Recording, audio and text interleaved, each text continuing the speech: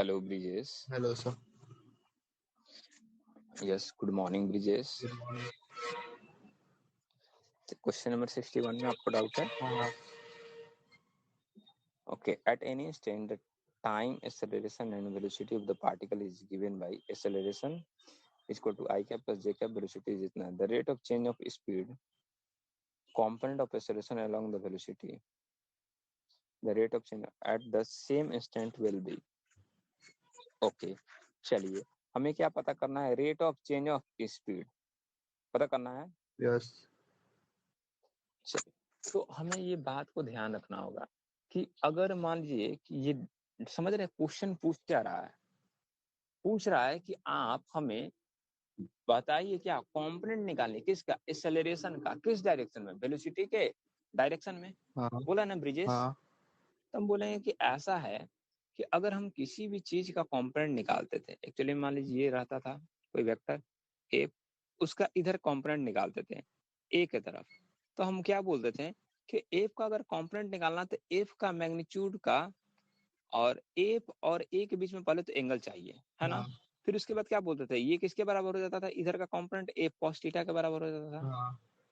होता था ना. Yes. अब ये एफ कॉस थीटा सिर्फ और क्या देता था, मैग्नीट्यूड देता था. लेकिन इसके डायरेक्शन के लिए हम क्या लेते थे, ए का डायरेक्शन, क्योंकि ए के अलोंग तोड़े हैं तो हम बोलेंगे कि कंपोनेंट अलोंग ए क्या हो जाता था, F cos theta into direction of ए.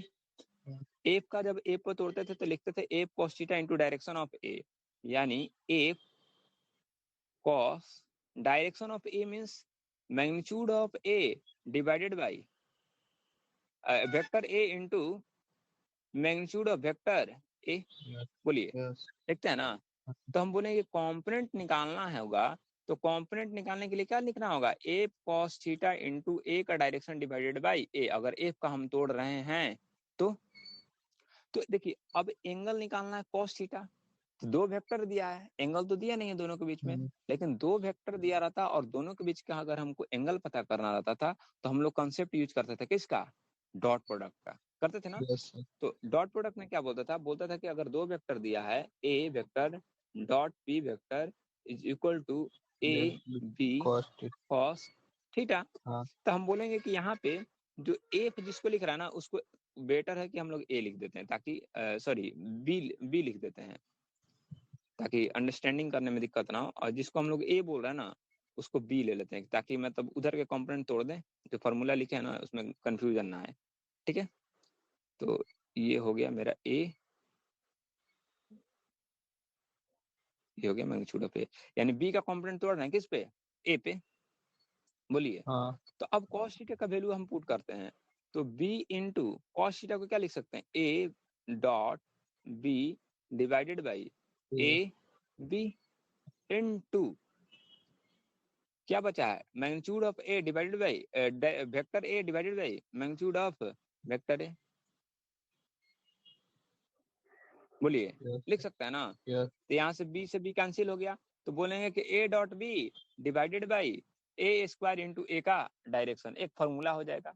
तो बोले फॉर्मूला करने की कोई दिक्कत नहीं, लॉजिकली ही क्यों नहीं हम क्वेश्चन कर लेते हैं. ठीक है, तो सबसे पहले हम लोग ये वाला पे करेंगे, ये फॉर्मूला याद करने की कोई जरूरत नहीं है. जो मैंने ये बताया ना कि आप क्या कीजिए कि उसका डॉट प्रोडक्ट ऐसी एफ कॉस थीटा निकालिए, उसके बाद उसके डायरेक्शन से मल्टीप्लाई कर दीजिए. तो चलिए हम उसी तरीके का क्वेश्चन करेंगे, वो आसानी हो जाता है.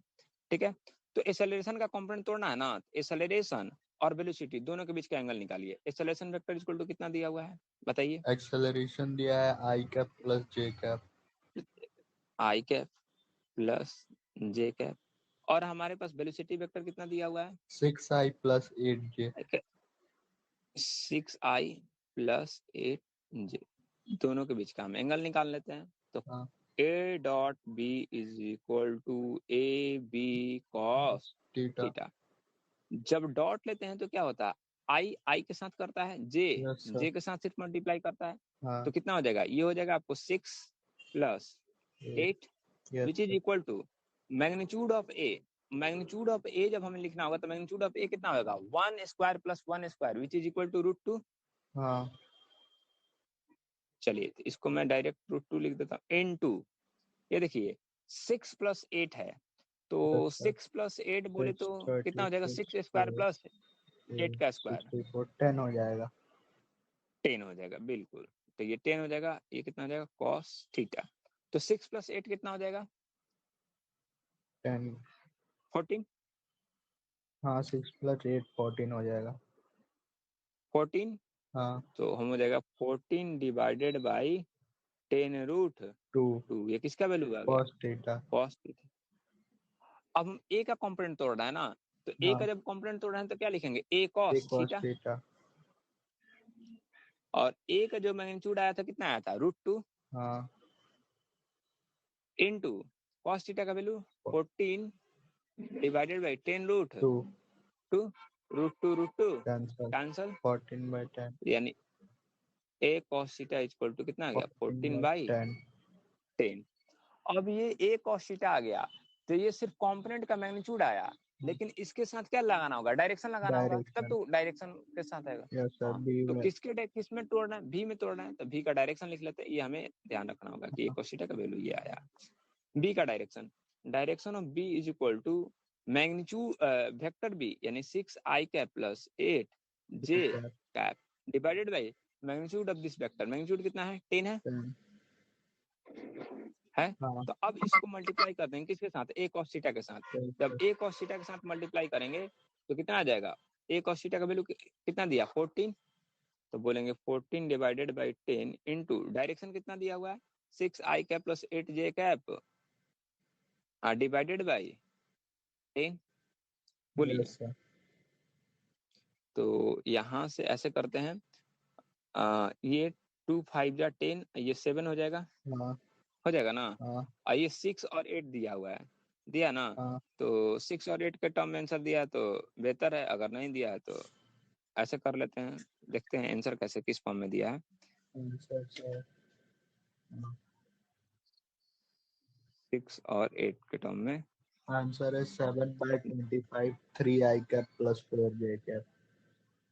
हाँ, तो ये 2 कॉमन ले लेते हैं, ठीक है ना। यहाँ पे से भी 2, यहाँ से भी 2 कॉमन ले लेते हैं। जब दोनों में से 2 कॉमन लेंगे तो कितना हो जाएगा 7 × 2 3 हो जाएगा ना अंदर में। यहाँ पे अब हाँ दोनों में से 2 3i कॉमन लिया कैप है plus magnitude 4j cap 3i cap plus 4j cap. 4j cap divided by 5 × 10 50।